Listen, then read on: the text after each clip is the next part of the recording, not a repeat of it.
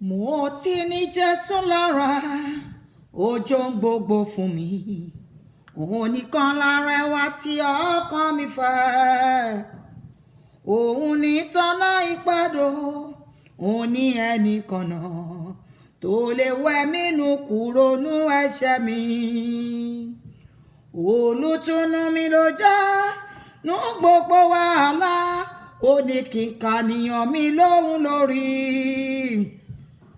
Òun ní tọ́nà ìpàdó, ìràwọ̀ òwúrọ̀, òun nìkan lárẹwà tí ọkàn mi fẹ́. Olùtùnú mi ló jẹ́ nú gbogbo wàhálà, ó ní kí n kàníyàn mi lóhùn lórí. Òun ní tọ́nà ìpàdó, ìràwọ̀ òwúrọ̀, òun nìkan lárẹwà tí ọkàn mi fẹ́.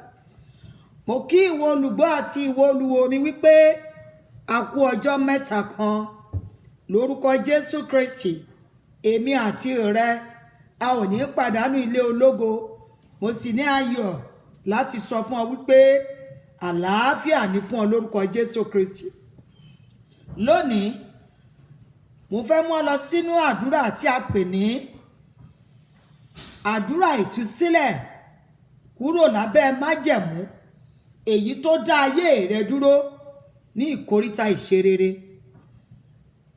Májẹ̀mú tàbí òfin orí ilẹ̀ ìlú tí a ti bí ọ, inú ilé tí a ti bí ọ, èyí tó ní kò sí ààyè fún ọ láti dìde kúrò níbi tí wọ́n dá ọ dúró sí. Ẹ̀mí Ọlọ́run ní kí n sọ fún ọ wípé kò sí òfin yẹn mọ́, torí pé ọwọ́ kan wà èyí tó gbé Jésù Kristi dìde ní ipò òkú. Ó ṣetán láti gbé ọ dìde, láti gbà ọ sílẹ̀ lábẹ́ májẹ̀mú bẹ́ẹ̀. Mo ní ayọ̀ láti sọ fún ọ wípé kò sí ipá tàbí agbára kankan èyí tí ó lè lòdì sí ìgbédìde rẹ nínú Jésù Kristi. Ṣùgbọ́n ó kù sọ́wọ́ rẹ. Ó kù sọ́wọ́ rẹ. Kí ni ìhà tó kọ sí ẹlẹ́dàá rẹ?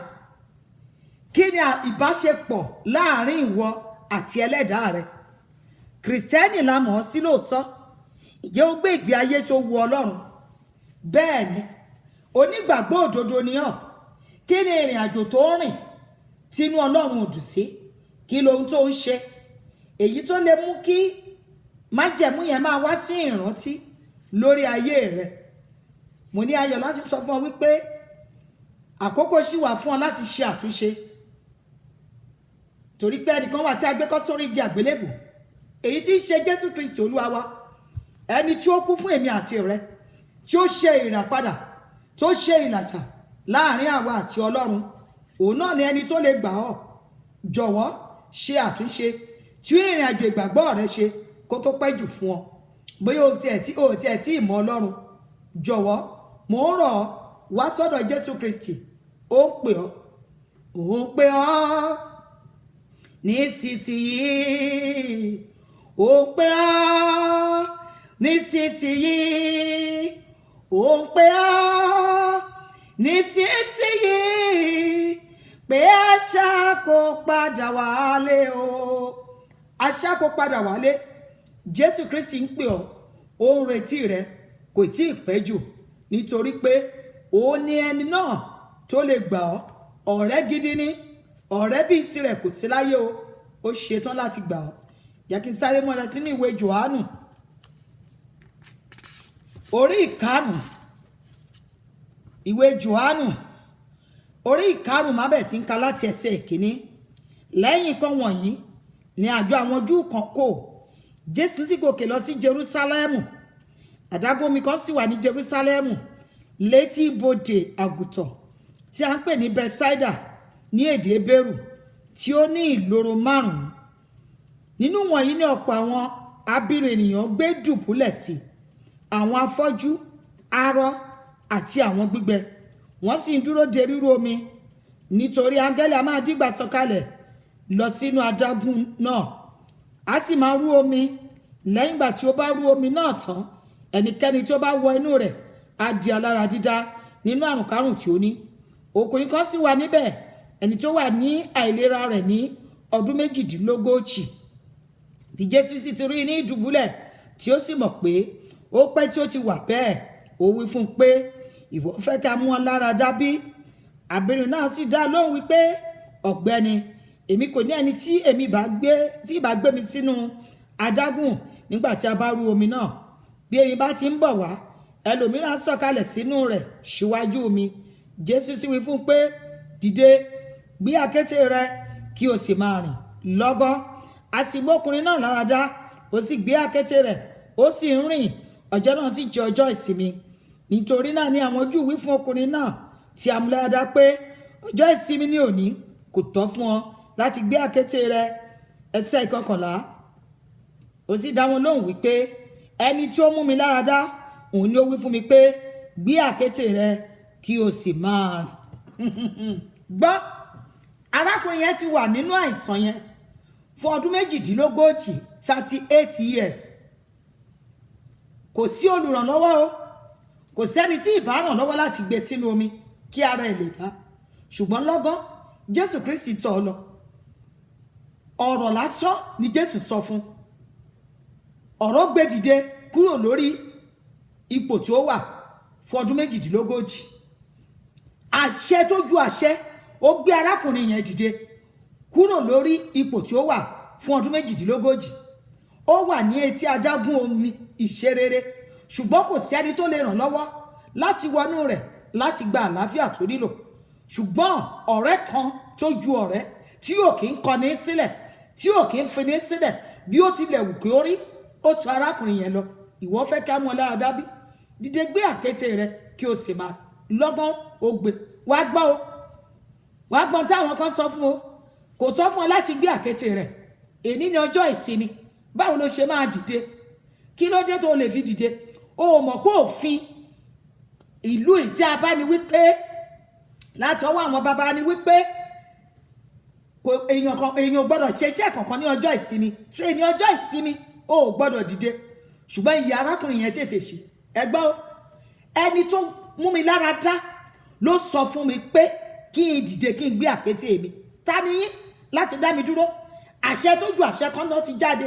Gbọ́, mo sọ tẹ́lẹ̀ sínú ayé rẹ, bí Olúwa ti ń bẹ tí ẹ̀mí rẹ̀ ń bẹ láàyè, níbi tí òfin ìlú tí májẹ̀mú orí ilẹ̀ ìlú tí a ti bí ọ tó dá ọ dúró sí, àṣẹ tó ju àṣẹ ó yá kó gbé ọ dìde níbẹ̀ lórúkọ Jésù Kristi.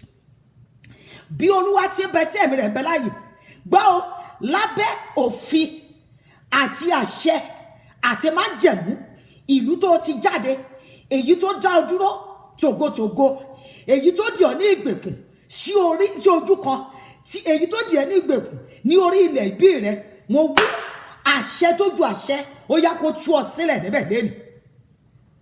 Gbọ́, àṣẹ ìran tó ti jáde tí ò kì í fún ọmọ ológo láyè láti rìnrìn ògo, láti wọnú ògo, láti gbé ògo jáde, èyí tó dì ọ tí ò jẹ́ kẹ́ni tá a rán sí orí ọ, èyí tó gbé ọ pamọ́, mo wí lẹ́nu àṣẹ tó ju àṣẹ lẹ́nu lábẹ́ májẹ̀mú yẹn ó yá kó tú ọ sílẹ̀ lórúkọ Jésù Kristi. Gbọ́, níbi tí a fi májẹ̀mú èdìdí ọ̀rọ̀, àwọn àgbà ìmùlẹ̀, àwọn ọ̀dájú àgbà abiyamọ, ìran tó ti jáde tá a fi dá ọ dúró sí tòkótògó, tó mọ wà nídìí oúnjẹ tí ebi ń pa ọ́, mo wí lẹ́nu ọ̀rọ̀ tó ju ọ̀rọ̀ èyí tí Jésù Kristi sọ lórí àgbélébùú, ọ̀rọ̀ tó ti wà káyé kó tó wà, ó yá kó tú ọ sílẹ̀.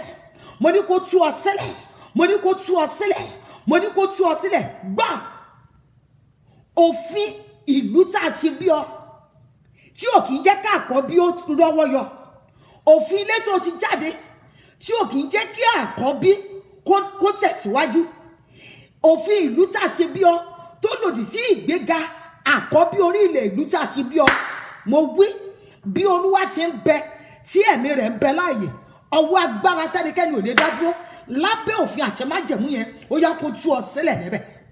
Mo ní kó tú ọ sílẹ̀ níbẹ̀, mo ní kó tú ọ sílẹ̀ níbẹ̀. Gbọ́, májẹ̀mú inú ilé tí a ti bí ọ tó ní ṣe pẹ̀lú pẹpẹ òrìṣà ìdílé tó ti jáde tí ò kì í jẹ́ kọ́mọbìnrin ilé tí a ti bí ọ ó ṣe rere, èyí tó máa ń sọ ìrìn àjò ìgbéyàwó tó máa ń sọ di ìrìn àjò ìkorò mú àwọn ọmọbìnrin ilé tó ti jáde lọ́wọ́, májẹ̀mú yẹn lábẹ́ ìdìdí rẹ̀ lẹ́ni àánú kó tú ọ sílẹ̀ níbẹ̀, àánú kó tú ọ sílẹ̀ níbẹ̀, àánú kó tú ọ sílẹ̀ níbẹ̀, àánú kó tú ọ sílẹ̀ níbẹ̀. Gbọ́, ìkóríta tó dé tó ti yẹ fún rere, ìkóríta tó dé tó ti yẹ fún ẹ̀tọ́ gidi, ṣùgbọ́n tí òfin ilẹ̀ ìlú tá ti bí ọ tó jẹyọ níbẹ̀, tí ò jẹ́ kọ́wọ́ rẹ ó tẹ rere, tó gbọ́ rere sọnù lọ́wọ́ rẹ láti èní lọ, àánú kó lọ síbẹ̀. Gbogbo tí a ti pàṣẹ tí a gbà níbẹ̀ lọ́wọ́ rẹ, àánú kó ta padà. Gbogbo tí a fi májẹ̀mú àti òfin orí ilẹ̀ gbà lọ́wọ́ rẹ níbẹ̀, gbọ́ ọwọ́ agbára tánikẹ́ni ò lè dá dúró, ó yá kó gbà á padà fún ọ. Mo ní kó gbà á padà fún ọ. Bí ó bá ṣe é ṣe fún Dáfídì láti gba gbogbo tí àwọn ará Amẹ́lẹ́kì ti kó lọ, títí kọ àwọn ìyàwó rẹ̀ méjèèjì padà, gbọ́, mo wọnú májẹ̀mú yẹn, mo tún jáde gẹ́gẹ́ bí kò àti ìríjú tó rí àánú gbà. Mo sọ̀rọ̀ ní abẹ́ àgbélébùú níbi tí a gbé Jésù Kristi kọ́ sí. Gbọ́, ohun tí a ti gbà, tí a fi májẹ̀mú àti òfin orí ilẹ̀ ìlú gbà ní kòríta tó ti tọ́ fún ògo àti ìṣerere, lẹ́ni ọwọ́ agbára tánikẹ́ni ò lè dá dúró, ó yá kó gbà á fún ọ, ó yá gbà á. Mo ní kó gbà á, mo ní kó gbà á, mo ní kó gbà á, mo ní kó gbà á. Gbọ́, ta lẹni tá a rán sí ọ láti ṣe lóore, ta lẹ dá ènìyàn tá a yàn sí ọ láti ṣe ọ lóore, ṣùgbọ́n tí májẹ̀mú àti òfin orí ilẹ̀ ìlú tó ti jáde tí ò fún láyè láti rí ọ, àbí tí ò jẹ́ kó ṣe ọ lóore, níbo ló wà? Mo dúró jáde gẹ́gẹ́ bí kò àti ìríjú lẹ́nu, mo sọ tẹ́lẹ̀ sí ayé rẹ̀, ọwọ́ tó wá akẹ́jáde nínú odò, ó yá kó warí. Ìrìn àjò tó máa rìn tí wàá fi pàdé rẹ̀, ọwọ́ yẹn kó tì ọ́ rìn. Mo ní kó tì ọ́ rìn, kẹ́ ẹ pàdé, kó ṣe ọ lóore, kó jíṣẹ́ fún ọ. Gbọ́, láti èní lọ, mo sọ tẹ́lẹ̀ sínú ayé rẹ̀ wípé ìrìn àjò tó ti ń fomi jẹ́ rìn, ìrìn àjò tó ti ń fi ìkorò tó ti fi rìn nínú gbogbo ìrìn àjò ayé tó ti rìn, tó wá wò pé ibo ló fẹ́ yọjú sí, kí ló ń tó kù láti èní o. Mo sọ tẹ́lẹ̀ sí ayé rẹ̀, lọ́rìn nínú ìrọ̀rùn, lọ máa fi ayọ̀ rìn. Ọwọ́ agbára Ọlọ́run fún ìmúdélé, ọwọ́ agbára Ọlọ́run fún àṣeyọrí kó dàpọ̀ mọ́ láti bá ọ̀rẹ́ ìrìn àjò yẹn. Láti èní lọ, gbogbo èdìdí tó dì ọ́, èdìdí ìmùlẹ̀ àwọn alágbára, májẹ̀mú ìmùlẹ̀ àwọn alágbára, gbólóhùn ọ̀rọ̀ nínú ilé awo, gbólóhùn ọ̀rọ̀ nínú àwọn àgbà ìkà ọ̀dájú ilé tó ti jáde, èyí tí wọ́n sọ nípa májẹ̀mú, ọwọ́ lé ọwọ́, ẹsẹ̀ lé ẹsẹ̀, àṣẹ lé àṣẹ, èyí tó fi dì ọ́ lẹ́nìí ọ̀rọ̀ tó ju ọ̀rọ̀ tó ti wà káyé kó tó wà, ó yá kó tú ọ sílẹ̀ lábẹ́rẹ̀. Ògo Ọlọ́run kó bú jáde, kó ṣe rere, wàá rí ọwọ́ yọ. Bẹ́ẹ̀ lolúwa wí o. Jésù Kristi, ipá àti agbára wa. Àmín, àmín, àmín lórúkọ Jésù.